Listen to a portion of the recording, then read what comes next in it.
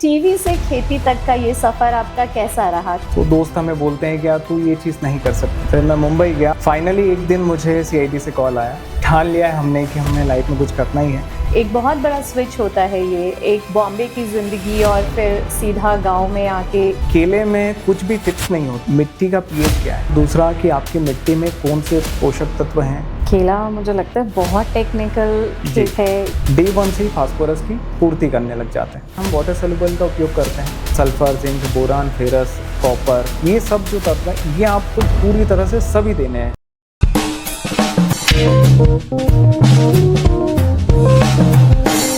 कहते हैं अभिनय एक ऐसी कला है जो इंसान को हर भूमिका जीने का एक मौका देती है, चाहे वो साइंटिस्ट हो या डॉक्टर, पुलिस हो या पायलट। टीवी की स्क्रीन अभिनय के द्वारा हर एक भूमिका को जीवन देने की कोशिश करती है।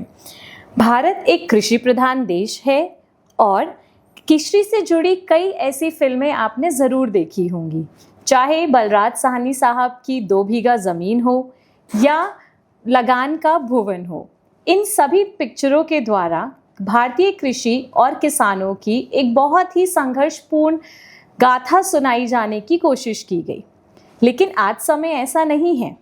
आज भारतीय खेती की तस्वीर बदल गई है। अब ये केवल संघर्ष की नहीं बल्कि नई तकनीकी और नए अवसरों की पहचान बन चुकी है। और जब हमारे देश के युवा इस किसानी में जुड़ जाएं तो फिर क्या कहना है। आज हमारे बीच एक ऐसे ही युवा मौजूद हैं जो कभी टीवी पे अभिनय के क्षेत्र में अपना पहचान बनाने की कोशिश कर रहे थे और आज हमारे सामने एक प्रगतिशील किसान की तरह बैठे हैं।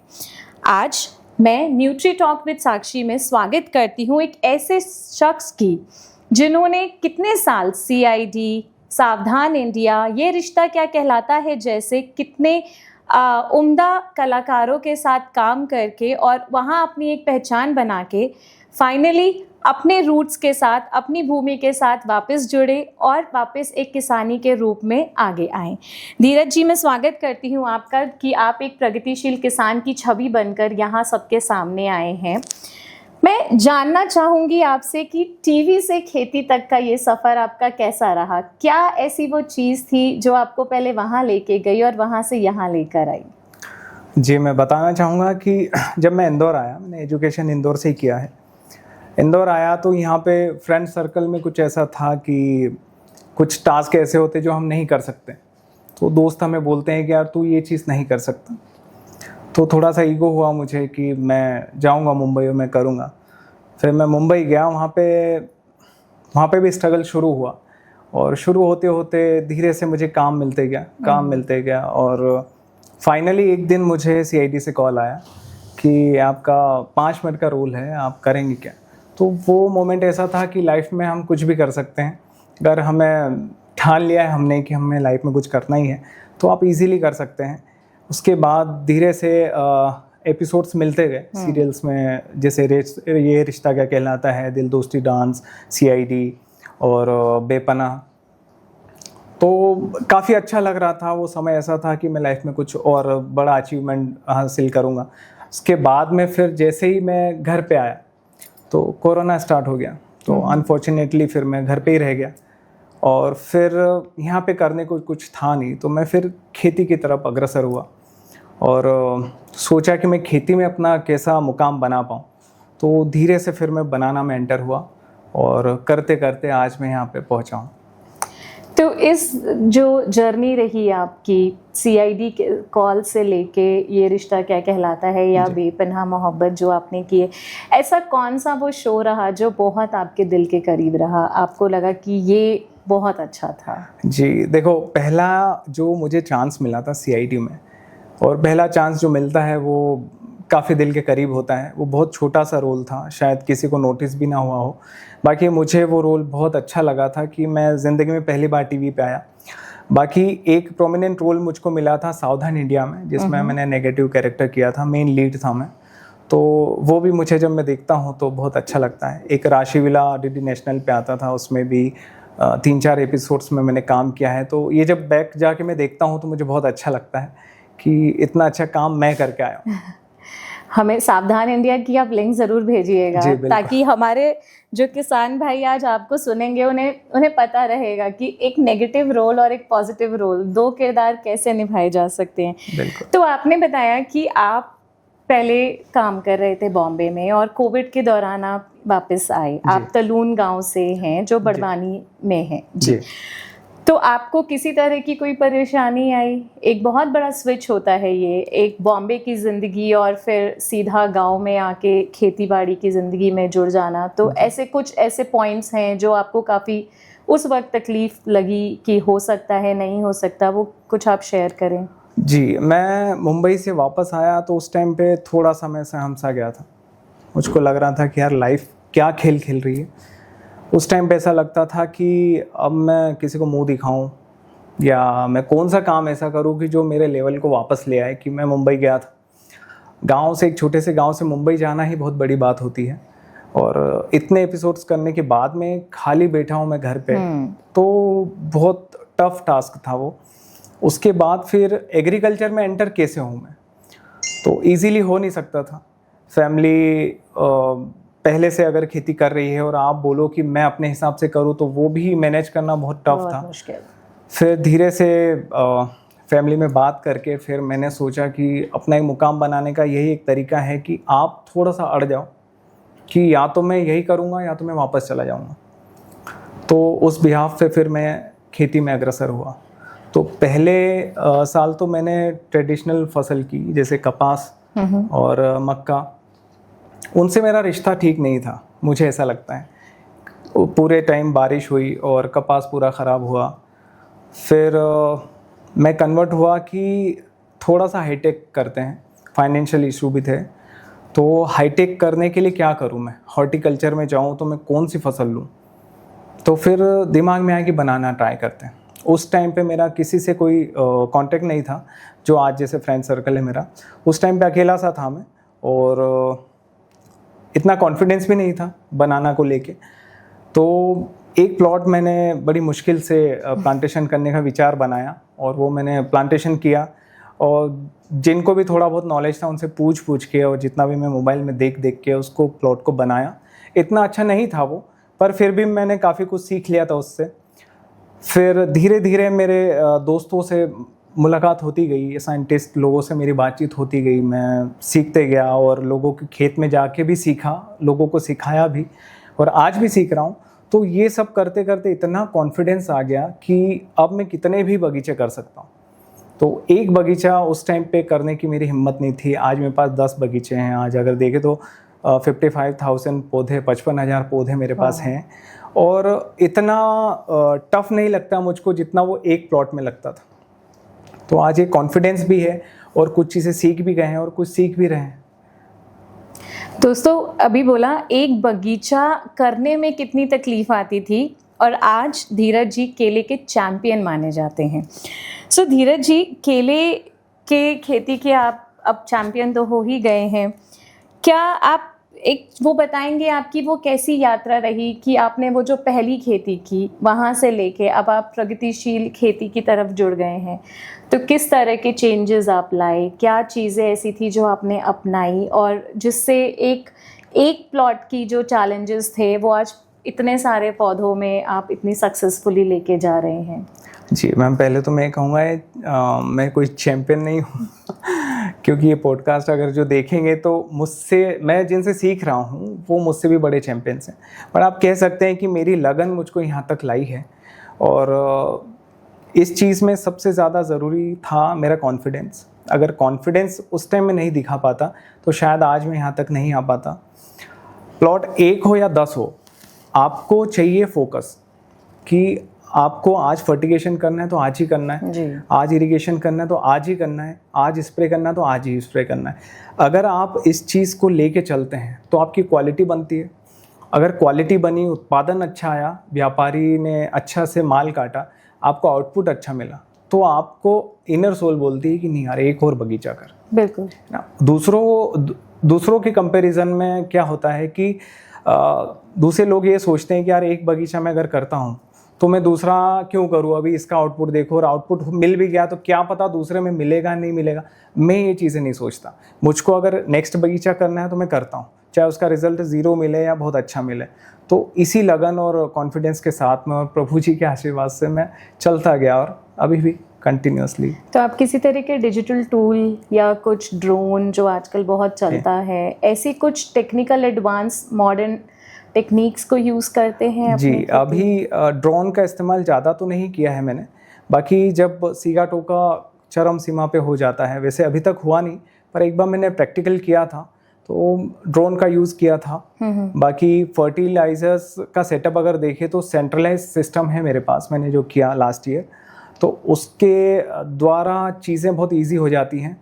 बार बार आपको खेत के अंदर नहीं जाना पड़ता है, आप एक रूम के में सेटअप लगा के आप यहीं से वॉल को चेंज कर देते हैं। तो अभी तक इतनी टेक्नोलॉजी मैंने ली है। धीरे से ऑटोमेशन पे जाने का है विचार, और मैं उसके लिए कार्यरत हूँ। और बहुत सी चीज़ें ये है कि केले में कुछ भी फिक्स नहीं होता है कि बस यही है, इसके अलावा केले में और कुछ हो नहीं सकता। दिन पर दिन नई टेक्नोलॉजी आती जाती है, दिन पर दिन नए फर्टिलाइज़र आते हैं, दिन पर दिन मौसम के साथ साथ डिसीज़ को मेंटेन करने की चीज़ें आती रहती हैं। तो आपको उसके लिए अपडेट होना पड़ेगा। ज़रूरी नहीं कि टूल्स पे ही आप फोकस करें। टेक्नोलॉजी जो आ रही है, जो भी केमिकल आ रहे हैं आपकी फसल को बचाने के लिए, तो उन पे भी आपका थोड़ा सा फोकस होना चाहिए। आपके फ्रेंड सर्कल में या साइंटिस्ट लोगों से आपकी बातचीत अच्छी होनी चाहिए। आप मीडिया के साथ कनेक्ट रहें तो चीज़ें आपको अपडेट रहती हैं कि कौन सी चीज़ का उपयोग करूं मैं। अपडेट तो होना बहुत ज़रूरी है, उसके बिना तो आप आगे करना बहुत मुश्किल है।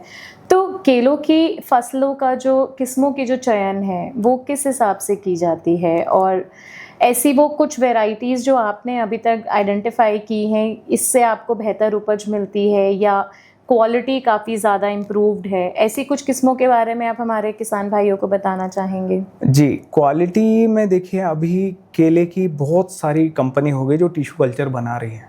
मैं नाम नहीं लूँगा, बाकी बहुत सारी कंपनीज हैं। कैवेंडिश करके एक वैरायटी है जो इजराइल की है, तो वो भारत लाई गई। उसका नाम दिया गया भारत में G9 है, बट यहाँ पे प्रचलित भाषा में G9 बोलते हैं। G9 जी, तो G9 वैरायटी को यहाँ पे बहुत सारी कंपनियाँ बनाती हैं, है ना। उसके जैसे एक प्लॉट है, उस प्लॉट के शकर्स को निकाल के वहाँ से क्लोन लेके वो टिश्यू कल्चर तैयार करते हैं। एक प्लॉट, 2 प्लॉट यहाँ से जैन कंपनी ने लिया, यहाँ से केएफ कंपनी ने लिया, ऐसे करके सब कंपनियाँ टिश्यू कल्चर अपने बनाती है और अपनी कंपनी का नाम देती है। बाकी वो वैरायटी होती है G9 वैरायटी। उसका फ़ायदा ये है कि पौधा तैयार मिलता है, आप प्लांटेशन करते हैं तो ज़्यादा डेफिशिएंसी नहीं आती है।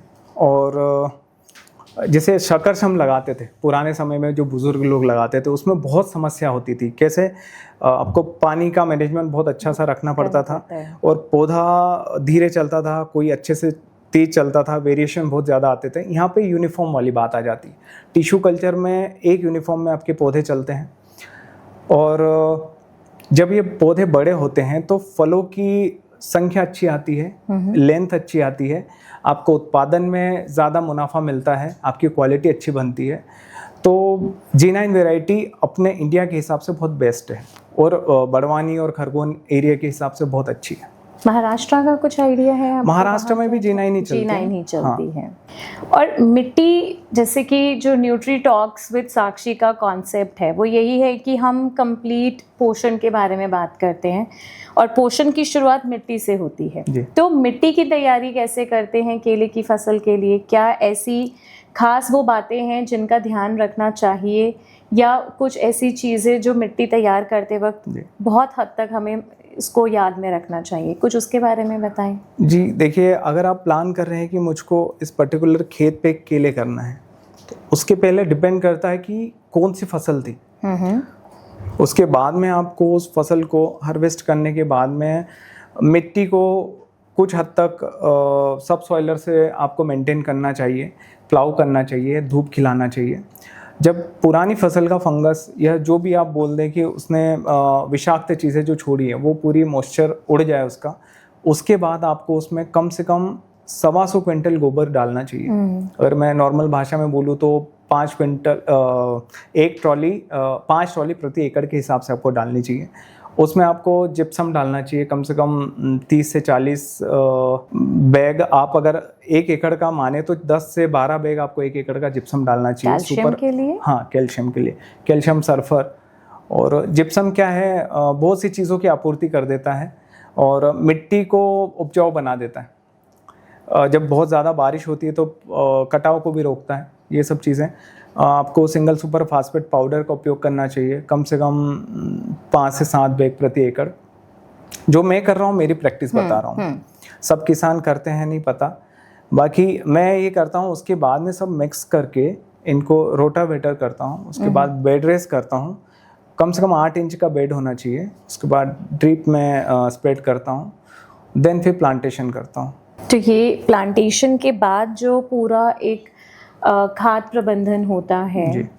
वो कैसे रहता है आपका? क्योंकि मुझे लगता है कि कोई भी प्रगतिशील किसान अगर है, एक पूरा खाद प्रबंधन जो RDF हम बोलते हैं या आम तौर पे जो होना चाहिए, वो इस केले की फसल के लिए कैसे होता है? बहुत लंबी फसल है तो जाहिर सी बात है कि आप उसको हिस्सों में बांटते होंगे, तो थोड़ा सा उसके बारे में बताएं कि वो कैसे रहती है साइकिल पूरी। मिट्टी के लिए मैम सबसे ज़रूरी है कि मिट्टी का pH क्या है ना। मिट्टी का pH होना चाहिए 5.5 से 7.5। उसके बाद दूसरा कि आपकी मिट्टी में कौन से पोषक तत्व हैं, कौन से नहीं हैं, उसके लिए ज़रूरी है आपको मिट्टी की जांच करवाना चाहिए। जैसे मैं हमेशा जैन इरिगेशन जलगांव में करवाता हूँ। प्रॉपर गाइडलाइन मिलती है मुझको कि प्रॉपर रिपोर्ट आती है कि मिट्टी में आपकी नाइट्रोजन ज़्यादा है, आपके फास्फोरस कम है। उसके बिहाफ पे फिर हम फसल में फर्टिलाइज़र यूज़ करते हैं। उसके बाद में जांच कंप्लीट होने के बाद में फिर प्लांटेशन हम करते हैं। तो हमें पता है कि हमारी मिट्टी में फास्फोरस कम है, तो हम डे 1 से ही फास्फोरस की पूर्ति करने लग जाते हैं। नाइट्रोजन की अधिकता है तो हम नाइट्रोजन कम मात्रा में चलाते हैं। वैसे रेशियो होता है इसका 2:1:4 का। हाँ। कि आपको नाइट्रोजन 2 लेना है, फास्फोरस 1 लेना है और पोटाश 4 लेना है। जनरली यूरिया पूरे प्लॉट के अंतराल में एक पौधे को कम से कम 150 से 200 ग्राम लगती है। आपको फास्फोरस लगती है 30 से 40 ग्राम, पोटाश लगती है 250 से 300 ग्राम, 350 एक पौधे का डोज है। अब इसमें ऐसा भी है कि जैसे म्यूरेट ऑफ पोटाश है, उसका एक्चुअल पोटाश हम जो बोलें वो ये 200 से 250 ग्राम है। अब हम जो दे रहे हैं उसमें थोड़ा सा रॉ % भी है, तो वो भी हटता है। अब बहुत से किसानों को क्या लगता है कि 300 ग्राम दे दिया मैंने, बस हो गया, बट उसमें से रॉ निकल गया। आपको एक्चुअल तो उसमें से 150 ही ग्राम लगा है। इसलिए उनकी क्वालिटी में थोड़ा सा लगता है कि यार मेरी क्वालिटी क्यों नहीं बन रही, जबकि मैंने तो पूरी गाइडलाइन फॉलो करी। तो ये चीज़ें हैं। इसके बाद में फिर हम वाटर सोल्यूबल का उपयोग करते हैं पौधे की एज के हिसाब से। जैसे पौधा प्लांटेशन के बाद में अगर हम फर्टिलाइज़र यूज़ करें तो उस टाइम पे हमें ज़्यादा आवश्यकता होती है पोटेशियम फास्फेट की। 0:34 बोल सकते हैं। 0:34 अगर हम चलाते हैं तो उस टाइम जड़ों का विकास होता है, फास्फोरस जड़ों का विकास अच्छे से करता है, पोटाश एनर्जी देता है, ग्रीनरी मेंटेन करता है। उस टाइम पे हम 2 चीज़ें अमोनियम के तौर पे यूज़ कर सकते हैं, जैसे अमोनियम सल्फेट हो गया, या नाइट्रोजन भी यूज़ कर सकते हैं। बाकी इनिशियल लेवल पे आपको फास्फोरस ज़्यादा मात्रा में देनी चाहिए और नाइट्रोजन भी, ताकि पौधा हाइट भी ले, पत्तों की चाल भी अच्छे से खुलती रहे। और उसके बाद में जैसे ही 6 महीने के अंतराल होता है, डे 1 से 6 महीना, तो इसके बीच में आपको पूरा फास्फोरस दे देना चाहिए, जो मेरी प्रैक्टिस में मैं करता हूँ। मैं जितना भी फास्फोरस, जैसे मैंने अभी बताया कि 40 से 50 ग्राम फास्फोरस एक पौधे को लगता है, तो पूरी काउंट करके पूरे बगीचे में जितने पौधे हैं उतना मैं फास्फोरस 6 महीने के अंदर अंदर दे देता हूँ। अच्छा। क्योंकि बाद में फास्फोरस का इतना कोई यूज़ नहीं है। उसके बाद में पोटाश जो है वो डे 1 से लेके हार्वेस्टिंग तक आपको देना है। तो उसका रेशो ऐसा है कि ग्राफ अगर देखें तो पोटाश पहले कम है, फिर बढ़ता जाएगा, फिर बढ़ता जाएगा, फिर बढ़ता जाएगा। लास्ट में आपको प्रति 1000 या प्रति एकड़ कम से कम 3 से 4 किलो चलाना पड़ता है पोटाश बाय ड्रिप। और नाइट्रोजन का ऐसा है कि स्टार्टिंग में नाइट्रोजन इस लेवल पे होता है, फिर धीरे धीरे नाइट्रोजन का लेवल कम हो जाता है, तो लास्ट में आपका सबसे हाई पे रहता है पोटाश। तो आपको पोटाश लास्ट तक देना पड़ता है। मैग्नीशियम और कैल्शियम का ऐसा है कि ये पूरे साल आपको देना है, प्लॉट का जब तक भी साइकिल है तब तक आपको देना है, क्योंकि माइक्रो न्यूट्रिएंट्स होते हैं तो पौधे को आवश्यकता ही लगती है। कैल्शियम स्ट्रेंथ के लिए होता है, मैग्नीशियम क्लोरोफिल के लिए होता है, ग्रीनरी के लिए होता है। तो ये सब चीज़ें आपको कंटिन्यूसली रखनी पड़ती हैं। और जैसा हम जानते हैं कि एक फसल के लिए या केले के लिए 16 एलिमेंट्स होते हैं, है ना, carbon, hydrogen, oxygen, sulphur, zinc, boron, ferrous, copper, molybdenum, ये सब जो तत्व हैं ये आपको पूरी तरह से सभी देने हैं, बस इनकी मात्राएं अलग अलग हैं। आप मोलिब्डेनम ज़्यादा नहीं दे सकते हैं, मैग्नीशियम भी बहुत एक्सिस में नहीं दे सकते हैं। तो कोई सी भी चीज़ एक्सिस में जाएगी उसकी डेफिशिएंसी होगी और पौधे पे दुष्परिणाम आएंगे उसके। तो हर चीज़ का एक बैलेंस है, उस हिसाब से न्यूट्रिशन करना चाहिए। किसान करते हैं आमतौर पे, आप जैसे आपकी बात अगर अलग है पर इन जनरल बाकी किसान इस तरह से प्रैक्टिस फॉलो करते हैं? मैम देखो, अभी कुछ एरिया में भी परंपरागत खेती हो रही है ना। पुराने लोग जिस हिसाब से खेती करते थे कि पहले ड्रिप इरिगेशन नहीं था, आजकल सब कुछ 90% ड्रिप से ही हो रहा है, फर्टिलाइजर ड्रिप से ही जा रहा है। बाकी कुछ लोग अभी भी बेसल डोज पे भरोसा करते हैं, बेसल डोज डालते हैं, क्योंकि वो एवरीडे फर्टिगेट नहीं कर पाते, तो सब खादों को एक साथ मिक्स करके वो बेसल देते हैं। उसमें कोई गलत नहीं है। जिनके पास अगर सुविधाएं नहीं है तो वो बेसल ही देगा, जिनके पास ड्रिप इरिगेशन नहीं है तो वो बेसल ही देगा। बाकी उसके रिजल्ट कम मिलते हैं बजाय इसके, क्योंकि हम जो बेसल देते हैं वो बेसल लगता है 10 से 12 दिन के बाद लगना शुरू होता है ना। 8 से 10 दिन बोल सकते हैं, वो घुलेगा, मिट्टी के साथ क्रिया करेगा, फिर धीरे से लगना होगा।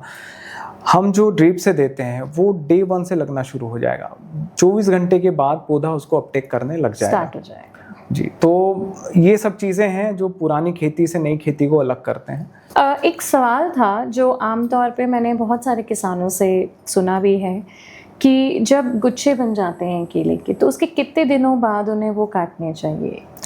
गुच्छे मैम आपके फर्टिगेशन पे डिपेंड करते हैं। अगर आपका फर्टिगेशन प्रॉपर टाइम पे है, डे 1 से 6th मंथ तक, 6th मंथ से फ्लावरिंग चालू हो जाती है। अगर आपका फर्टिगेशन सही है तो आपके फ्लावर सही समय पे निकलेंगे, है ना, एक साथ निकलेंगे। तो एक साथ निकलते हैं, एक साथ उनको तोड़ने में इजी हो जाता है, बार बार लेबर नहीं लगाने पड़ते। एक साथ टूटते हैं तो क्वालिटी भी एक साथ मेंटेन होती है। वरना किसी जैसे 20 पौधों में अभी, जैसे 200 पौधों में अभी आ गए, 200 में बाद में आ रहे हैं, तो क्वालिटी आप मेंटेन नहीं कर सकते। उस टाइम पे फिर जब आपका हार्वेस्टिंग होता है, व्यापारी गाड़ी लाता है, उस टाइम पे उसकी गाड़ी का लोड भी पूरा नहीं होता है। आपके 200 केले कटे, बाकी के बाद में कट रहे हैं, नहीं आएंगे जी। तो अगर फ्लावरिंग एक साथ है, एक साथ आपने फ्लावर तोड़े हैं, तो बताना पॉसिबल हो पाता है कि ये कितने दिन में हार्वेस्ट होगा। बात करें हम मौसम के हिसाब से, तो जो सीजनल केले होते हैं, जैसे जून, जुलाई, अगस्त में जो हम प्लांटेशन करते हैं, वो 10 महीने के बाद आते हैं, मतलब अप्रैल, मई, जून यहाँ से आने शुरू होते हैं। अगर इनकी फ्लावरिंग आती है जनवरी में, तो तकरीबन 120 दिन में 100 से 120 दिन में केला हार्वेस्ट होता है। अच्छा। है ना। जब अगर हम जनवरी के फ्लावर को तोड़ते हैं तो ये मार्च में हार्वेस्ट पे आ जाएगा। अगर हमने जो केला प्लांटेशन किया है अक्टूबर में, उसकी फ्लावरिंग आती है बारिश के पहले पहले, धूप में, उसको हम अगर तोड़ते हैं उस टाइम पे, तो वो टाइम लेता है 120 से 130 दिन, 140 दिन। जो प्लांटेशन हम ठंड में करते हैं, जैसे दिसंबर में, जनवरी में, तो उसकी फ्लावरिंग को कंप्लीट होने में भी समय लगता है, प्लस फ्लावर तोड़ने के बाद में वो केला परिपक्व होने में 150 दिन लेता है। तो हम ये नहीं बता सकते कि इतने ही दिन में केले आते हैं।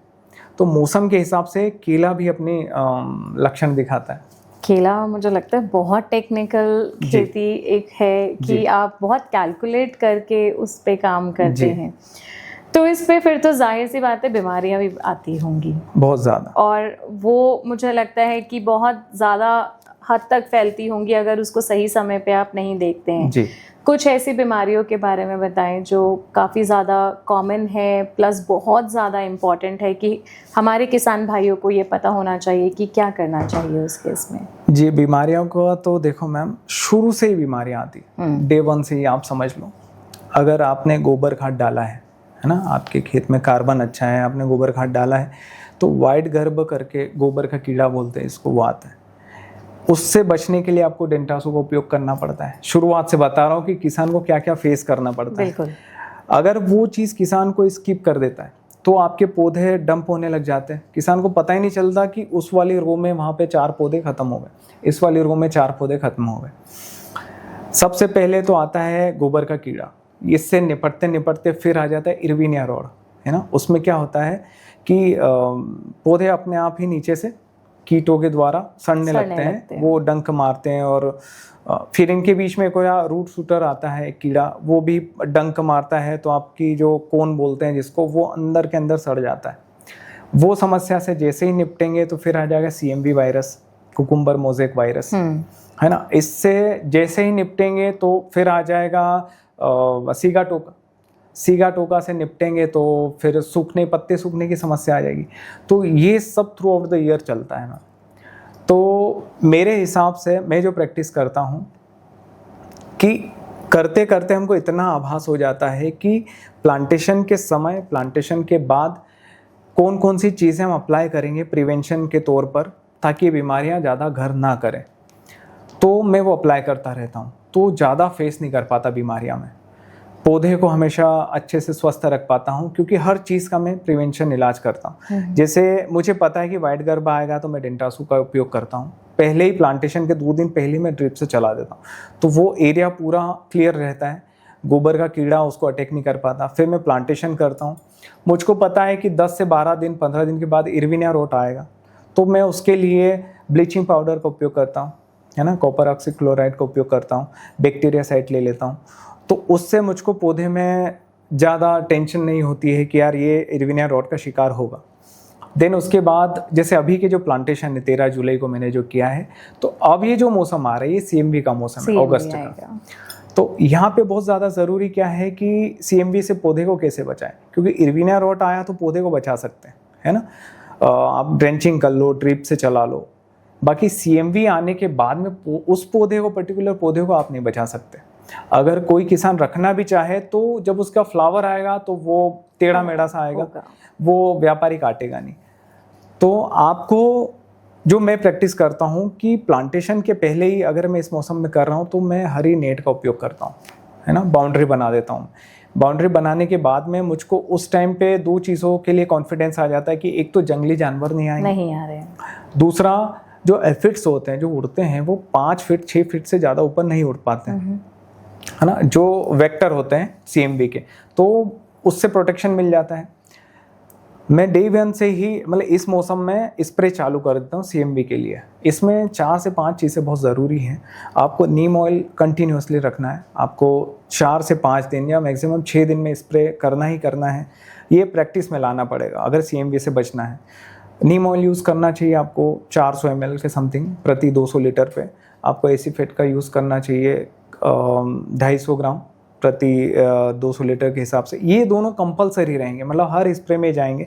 इसके साथ आप कोई सा भी इंसेक्टिसाइड ले सकते हैं, जैसे आपने इमीडा ले लिया एक बार फिप्रोनिल ले लिया, एक बार इमामेक्टिन बेंजोएट ले लिया, एक बार आपने कोराजन ले लिया, एक बार आपने साइपरमेथ्रिन ले लिया, क्लोरोपाइरिफा, ये सब चीज़ें आप ले सकते हैं। बाकी कंपलसरी एसीफेट और नीम ऑयल है, क्योंकि बहुत टाइप के एफेक्ट्स होते हैं। हमें पता नहीं कि कौन से कीड़े ज़्यादा रस चूस रहे हैं, है ना। पत्तों का रस चूस के इस पौधे पे चूस के वो यहाँ पे पहुँचता है।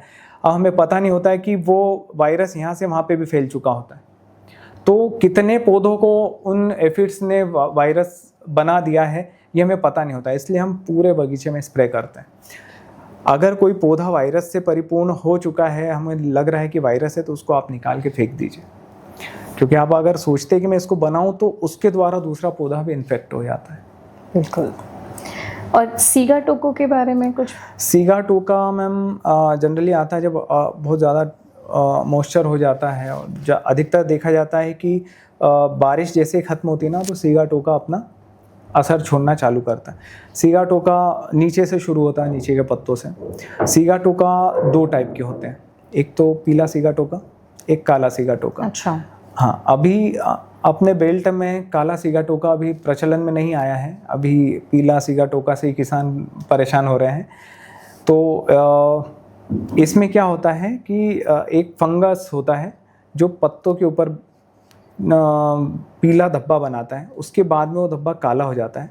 काला होते होते पत्ता वहाँ से सूखना शुरू हो जाता है। सूखते सूखते वो पूरा पत्ता सूख जाता है। अब ये कैसे होता है, जैसे मान लो नीचे के पत्ते में सीगा टोका आया है, तो ये 7-8 दिन के बाद में ये बबल जो बन रहा है, ये बबल ब्लास्ट होता है। अब वो कब होता है ये तो पौधा ही बता सकता है। वो ब्लास्ट होके वो जो बूंदें हैं, बहुत बारीक सी बूंदें होती हैं, महीन बूंदें, वो ऊपर के पत्ते तक जाती हैं, फिर वहाँ पे अपना स्पॉट बनाती है, फिर वहाँ से वो ऊपर के पत्ते पे जाएंगी। तो ये उसकी साइकिल होती है पौधे को ख़राब करने की। पहले नीचे का पत्ता, फिर उसके ऊपर का पत्ता, फिर पत्ता। जब तक किसान देखता है कि यार ये तो स्पॉट बन रहे हैं, सीगा टोका आ गया, जब तक वो बहुत ज़्यादा काम कर चुका होता है। फिर भी हमारी एक प्रैक्टिस में ये देखा है कि अगर उसकी साइकिल को तोड़ना है सीगा टोका की, तो आपको कंटिन्यूसली 3 स्प्रे करने पड़ेंगे 7-7 दिन पे। उसमें आपको मैनकोजेब लेना ज़रूरी है। मैनकोजेब कॉन्टैक्ट फंगिसाइड है, ये बहुत ज़्यादा इफेक्ट करता है सीगा टोका वायरस के ऊपर। और बेनोलाइल इसके साथ आप ले सकते हैं, ताकि एक लेयर बना दे, ताकि जो भी ब्लास्ट हो, जो बबल फूट रहा है, वो ऊपर के पत्तों में ना चिपके। एक ऑयल टाइप का होता है, एक परत बना देता है। और इसके साथ में आप एक इंसेक्टिसाइड कोई सा भी ले लें, ताकि रस चूसक कीड़े यहाँ से वहाँ तक फंगस को ना फैलाएं। ये कुछ ऐसी बीमारियां हैं जो मुझे लगता है कि हर किसान सामना करता है इसका, और सही जानकारी ना होने की वजह से या तो फसल खराब हो जाती है या फिर उतनी उपज नहीं आ पाती है। तो आपने जो ये बातें बताई हैं, ये काफ़ी ज़्यादा हेल्पफुल होने वाली हैं हमारे किसान भाइयों के लिए। एक बात और कहना चाहूँगा मैम मैं, कि किसान बीमारी के बाद में उपचार करे, उसके पहले मैं ये कहना चाहूँगा कि जैसे 3रा महीना लगता है ना आपके प्लॉट का, या 4था महीना, आप तभी से इनका उपयोग चालू कर दें। जैसे मैंने बताया कि 7-7 दिन पे आपको स्प्रे करना बीमारी आने के बाद, तो आप क्यों ना उसको पहले ही प्रैक्टिस में लाएं और 20 दिन में एक बार करें। अगर फंगस कहीं जगह बना भी रहा होगा तो स्प्रे से मर जाएगा जब उसका असर कम होगा। उस टाइम पे अगर आप स्प्रे करते हैं, 20 दिन में भी करेंगे 4थे महीने से, तो आपके खेत में सीगा टोका नहीं आएगा। तो मेरे हिसाब से 3रे महीने से प्रैक्टिस में डाल लीजिए। अपना एक गाइडलाइन जो भी आप बनाते हो उसमें डाल लीजिए, मेरे को 3rd मंथ से स्प्रे करने हैं। CMV के इतने स्प्रे करने, चाहे आए ना आए, चाहे सीगा टोका आए ना आए, मुझको ये करने हैं। तो बीमारियों से बचा जा सकता है। नहीं, ये बहुत अच्छी बात आपने कही है, और हमें लगता है कि शायद किसान इस चीज़ के बारे में ज़रूर सोचेंगे। आपके जब फसल कटती है तो उसको काटने के बाद मार्केट तक फ्रेश ही आपका प्रोडक्ट पहुँचे, जो केले आए हैं वो बिल्कुल अच्छी क्वालिटी के पहुँचे, कटाई से लेके ट्रांसपोर्ट तक का जो एक पूरा एक जर्नी है, उसमें उस दौरान आप क्या क्या करते हैं कि आप इंश्योर करते हैं कि क्वालिटी अच्छी बनी रहे? जी मैम, जैसे मैंने बताया है, क्वालिटी डिपेंड करती है आपके न्यूट्रिशन से। आपने कैसा न्यूट्रिशन पौधे को दिया है। फ्लावर आएगा, लेंथ अच्छी होगी, बंच अच्छा बनेगा। आपने 9 हैंड्स ही रखें तो आपकी क्वालिटी बहुत अच्छी बनेगी। अगर आपने थोड़ा सा भी लालच किया कि यार पौधे में तो 15 हैंड्स हैं, मैं पूरे 15 रखूँ ताकि वजन ज़्यादा बैठेगा, तो किसान कहीं ना कहीं अपना नुकसान कर लेता है। अगर 9 हैंड्स रखता है तो भी वजन उतना ही है, 23-24 किलो, और व्यापारी पूरा बंच लेके जाता है। अगर हम ज़्यादा हैंड्स रखते हैं ना, तो व्यापारी खेत पे ही तोड़ देता है, हमें दिखता भी नहीं, और दिखता भी तो हम कुछ बोल नहीं सकते, क्योंकि एक्सपोर्ट में वो क्वालिटी चलती ही नहीं है, तो नहीं चलेगी। ज़्यादा हैंड्स रखने से क्वालिटी ख़राब होती है, एक्सपोर्ट लायक माल बनता नहीं है। कम हैंड्स रखने से ये है कि आप उसको अच्छे से मेंटेन कर सकते हैं, पूरा एक साथ पोषण में आएगा, पूरा केला एक साथ परिपक्व होगा, राइपनिंग के पहले पहले आप उसको हार्वेस्ट कर पाएंगे और व्यापारी उसको ले जाएगा। अगर आपने ज़्यादा हैंड्स रखे हैं तो ऊपर के केले पहले ही राइपनिंग चालू हो जाएगी, आपको लगेगा नीचे तो केले छोटे ही हैं, अभी ये तो भर नहीं रहे हैं, तो उस टाइम पे आपका पूरा प्लॉट ख़राब हो जाता है। तो इसलिए गाइडलाइन के हिसाब से नो हैंड्स आपको रखने चाहिए। अगर नो हैंड्स हैं तो क्वालिटी अच्छी बनेगी, क्वालिटी अच्छी होगी तो व्यापारी बहुत तरह के होते हैं, एक्सपोर्टर भी होते हैं, लोकल व्यापारी भी होते हैं। तो क्वालिटी अच्छी है तो एक्सपोर्टर आएगा, वो देखेगा बगीचा अच्छा है तो वो आपको उचित दाम दे के आपका माल एक्सपोर्ट करेगा। आमतौर पे क्या प्राइस मिलता होगा केले की? एक अच्छी फसल जो होती है उसको क्या प्राइस मिलता है? मैम, प्राइस किसी के हाथ में नहीं है। अभी कुछ दिन पहले प्राइस थे 22-23 रुपये एक्सपोर्ट के, आज प्राइस है 12 रुपये आज के। तो प्राइस किसी के हाथ में नहीं है, आपके हाथ में क्वालिटी बनाना। अगर आपकी क्वालिटी अच्छी है तो दूसरों से आपका केला अच्छे ही भाव में बिकेगा। अगर मैं पूछ सकूं, आपको अब तक का क्या बेस्ट प्राइस मिला है? मुझको मैम मिला था, नए प्लॉट में तो नहीं मिला, मुझको मिला था रटून में, जो सेकंड होता है। मतलब बहुत अलग ही चीज़ हुई थी वो मेरे साथ, कि व्यापारी ने आके मुझको बोला कि धीरज भाई ये प्लॉट मैंने देख लिया है, तो क्या मैं कल गाड़ी लगा दूँ? मेरे दिमाग में नहीं था कि मैं कहीं शादी में था, मुझको नहीं पता था कि ये रेट चल रहे हैं। मैंने बोला क्या भाव है? मेरे दिमाग में था कुछ भी 15-16 रुपए में काटेगा, उसने 29 रुपए बोला मुझको। तो वो मोमेंट ऐसा था कि 29 रुपए, हाँ 29 रुपए। तो मैंने उसको बोला ठीक है भाई, मैंने ये भी नहीं सोचा कि मैं और नेगोशिएट करूँ इसको और बोलूँ कि 31 तक ले जा, 29 सुन के मैंने हाँ ही बोल दिया। तो वो था 2022 का समय, शायद 23 का समय, उस टाइम पे 29 रुपए में केले कटे थे। आज एवरेज क्या है? आज एवरेज 12-13 रुपए आज के हैं। बाकी बगीचे ज़्यादा होते हैं तो एवरेज रेशो 15-16 आ जाता है, कभी 8 रुपये, कभी 22 रुपये, कभी 26 रुपये, कभी 16 रुपये। तो एवरेज रेशो 15-16 रुपये मिल जाता है। एक्सपोर्ट के बारे में सोचा आपने कभी? आप इतनी कैलकुलेटेड खेती करते हैं, तो एक्सपोर्ट के पॉइंट ऑफ व्यू से कैसा? एक्सपोर्ट का ऐसा है मैम, उसके लिए थोड़ा सा सेटअप चाहिए, है ना। आपके पास इतने क्वालिटी के प्लॉट्स हों, कम से कम इतना कि आगे से ऑर्डर आता है जो कंटेनर्स का। जैसे मान लो मेरे पास दुबई से ऑर्डर आया कि आपको 15 कंटेनर भेजने, 15 कंटेनर का माल मुझको मिले, तो वैसे बगीचे भी तो हों। अगर मैं ऑर्डर ले लेता हूँ और यहाँ से मैं 2 ही कंटेनर माल उठा पाता हूँ, बाकी की क्वालिटी वो मेंटेन ही नहीं कर पा रहा हूँ मैं, तो पॉसिबल नहीं है। और फिर अभी फ़िलहाल मेरे लिए करना पॉसिबल इसलिए नहीं है क्योंकि सेटअप भी नहीं है, दूसरा खेती पे ध्यान दूँ या मैं एक्सपोर्ट पे ध्यान दूँ, तो इस चीज़ के लिए अभी मैंने सोचा नहीं है। बाकी हमारे यहाँ कुछ व्यापारी हैं जो एक्सपोर्ट में अभी आगे गए हैं, अभी दुबई, कुवैत वगैरह एक्सपोर्ट कर रहे हैं, और हमारा उनसे ही कांटेक्ट होता है और हम भी उन्हीं को माल देते हैं। अच्छी क्वालिटी, अच्छे एक्सपोर्टर ले जाते हैं, अच्छे व्यापारी, और जो बी ग्रेड के होते हैं, जो हमें भी पता है कि यार ये रटून है, थोड़ी सी डिस्टर्ब हो गई थी, तो वो लोकल मार्केट में चली जाती है। तो कोई गाइडलाइंस होती हैं एक्सपोर्ट की क्वालिटी निकालने के लिए जो शायद हमारे किसानों को काफ़ी मदद कर सके? जी, एक्सपोर्ट प्लॉट बनाना कोई बहुत ज़्यादा टफ टास्क नहीं है, कोई किसान भी कर सकता है, बहुत ज़्यादा खर्चीला भी नहीं होता। बस आपको फोकस करना होता है टाइमिंग के हिसाब से। जैसे फ्लावरिंग आ रही है उस टाइम पे आप बीआई कर सकते हैं, बीआई मतलब बर्ड इंजेक्शन। जैसे फ्लावर आता है उस टाइम पे आप इंजेक्ट कर दें उसमें कॉन्फिडोर वगैरह, जो भी इंसेक्टिसाइड है, तो वो जैसे ही खुलेगा ना, एफिड्स वगैरह, थ्रिप्स अटैक नहीं करेंगे, तो आपका बंच बहुत अच्छे से निकलेगा, एकदम स्मूथ। जैसे वो निकलता है आपका, अगर शुरू से न्यूट्रिशन अच्छा है तो लेंथ भी अच्छी आएगी। लेंथ अच्छी होगी तो आपको ही महसूस हो जाएगा कि यार मेरी क्वालिटी एक्सपोर्ट क्वालिटी है। उस हिसाब से आप व्यापारी सिलेक्ट करते हैं कि यार 3 लोग हैं जो एक्सपोर्ट करते हैं, आप उनको कॉल करते हैं, वो आके देखते हैं और फिर आपका सौदा होता है। तो और भी 2-3 तरीके हैं, जैसे आप बैगिंग कर दें। हाँ। बैगिंग करेंगे तो आपको बार बार स्प्रे नहीं करने पड़ेंगे। अगर आप बैगिंग नहीं कर पाते हैं तो आप कंटिन्यूसली स्प्रे करें 8 दिन 10 दिन में, तो आपकी क्वालिटी मेंटेन होगी। थ्रिप्स का अटैक नहीं होगा तो केले अच्छी क्वालिटी में रहेंगे, और रेड रस्ट वगैरह नहीं फैलेगा, तो एक्सपोर्टर इजीली ले जाएगा। कैसा भविष्य, कैसा लगता है आपको केले की खेती कहाँ तक आगे जाएगी, या कोई ऐसी चीज़ जो आपको बहुत अट्रैक्ट करती है इस खेती की तरफ? मैम, केले की खेती तो मुझको ऐसा लगता है कि जान है मेरी, मतलब मुझको बहुत पसंद है केले की खेती। बहुत से लोग बोलते हैं कि इतने केले मत किया कर, पर मुझको अच्छा लगता है। बाकी कुछ सावधानियां भी रखनी चाहिए। अगर लंबा भविष्य देखना है तो आपको एक ही मिट्टी पे बार बार केले नहीं लगाना चाहिए।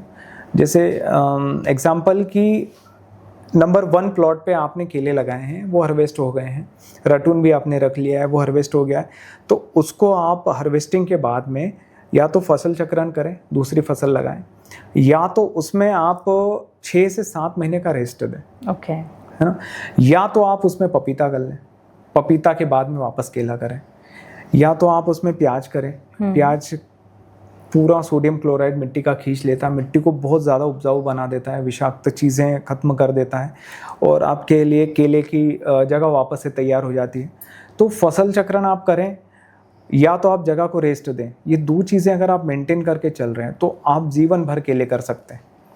और केले का भविष्य तो मैम आप समझ ही रहे हैं कि जितने भी किसान हैं जो केला किसान हैं, वो बोलना तो नहीं चाहिए पर वो आगे इसलिए जा रहे हैं क्योंकि मेहनत भी ज़्यादा कर रहे हैं वो लोग और रिस्क भी बहुत उठा रहे हैं। जो ट्रेडिशनल फसल है कपास वगैरह उसमें रिस्क फैक्टर कम है, खर्चा भी कम है। तो दोनों तरह के किसान हैं। मेरी बातों से किसी को बुरा नहीं लगना चाहिए किसान को। बाकी अगर आपको आगे जाना है तो आपको थोड़ी सी हिम्मत दिखानी पड़ेगी, थोड़ा सा खर्चा करना पड़ेगा, तभी आप जहाँ पे पहुँचना चाह रहे हैं पहुँच पाएंगे। जो पूरे ये तरीके हैं आपकी खेती के, चाहे वो ट्रेडिशनल हो या मॉडर्न हो, मैंने ये समझा है कि आप एक बैलेंस न्यूट्रिएंट मैनेजमेंट को काफ़ी ज़्यादा तवज्जो देते हैं और संपूर्ण पोषण जो किसी भी चीज़ की जान होती है जिसको आपने बखूबी अपनाया हुआ है। तो आप हमारे किसानों को ऐसी क्या सुझाव देना चाहेंगे कि वो कौन सी ऐसी मॉडर्न पद्धतियों को अपनाएं कि वो भी इस तरीके से खेती कर सके या बहुत बेहतर हद तक वो उपज ला सके और एक अच्छा दाम पा सके? जी, मैं किसान भाइयों को ये कहना चाहूँगा कि सबसे पहले तो आप हिम्मत रखें। कोई भी फसल बड़ी या छोटी नहीं होती है, आप दूसरी फसलों में भी अच्छा सा कर सकते हैं, लेकिन अगर आपको आपके ड्रीम पूरे करने हैं तो आपको बनाना में उतरना चाहिए। चीज़ों को आप फोकस रखें, आपको हर समय के हिसाब से मैनेजमेंट करना चाहिए। फसल का जो न्यूट्रिशन है वो प्रॉपर आप करें और किसी भी कंपनी के बहकाव में ना आए कि कोई सा भी प्रोडक्ट आप डाल रहे हैं। बहुत सारी गाइडलाइन, बहुत सारी वेबसाइट है जो आपको सही नॉलेज दे रही हैं, वो आप फोकस करें और अच्छे से क्वालिटी बनाएं ताकि आपका भविष्य भी उज्जवल हो, केले का भविष्य भी उज्जवल हो। बाकी एक चीज़ का ध्यान रखें कि आप फसल चक्रण करते रहें और मिट्टी का खास तौर पर ध्यान रखें। चारा मार का बहुत कम उपयोग करें, चारा मार से मिट्टी ख़राब होती है। उस टाइम हमें लगता है कि हमने लेबर बचा लिए, बाकी चारा मार का उपयोग कम से कम करें और अच्छी गाइडलाइन फॉलो करें, अच्छी फर्टिलाइज़र यूज़ करें ताकि केले का भविष्य भी अच्छा हो और आपका भी भविष्य अच्छा हो। धीरज जी, आपने केले की खेती के बारे में इतनी बारीकियों से आज हमें अपना अनुभव साझा किया है। मुझे बिल्कुल विश्वास है कि ये बहुत हद तक किसानों की मदद करेगा और वो ऐसी चीज़ें जो शायद आम तौर पे किसान भूल जाते थे, आज एक आपकी ज़ुबान से सुन के उसे शायद याद रहेगा। और हम उम्मीद करते हैं कि इस एपिसोड के द्वारा जो केले की खेती करते हैं वो बेहतर खेती कर सके और अच्छे से आगे बढ़ सके। मैं बेहद शुक्रिया अदा करना चाहती हूँ आपका कि आप न्यूट्री टॉक्स विद साक्षी पर आए और हमारे साथ एक बहुत ही ज़्यादा महत्वपूर्ण टॉपिक पे आपने चर्चा की, जो मुझे बिल्कुल विश्वास है कि हमारे किसान भाइयों के लिए बहुत हद तक एक फ़ायदे की बात और एक बहुत ही बेनिफिशियल एक कॉन्वर्सेशन रहेगा उनके लिए। सो न्यूट्री टॉक्स विद साक्षी की पूरी टीम की तरफ से हम आपका बहुत बहुत शुक्रिया करना चाहते हैं। Thank you so much sir.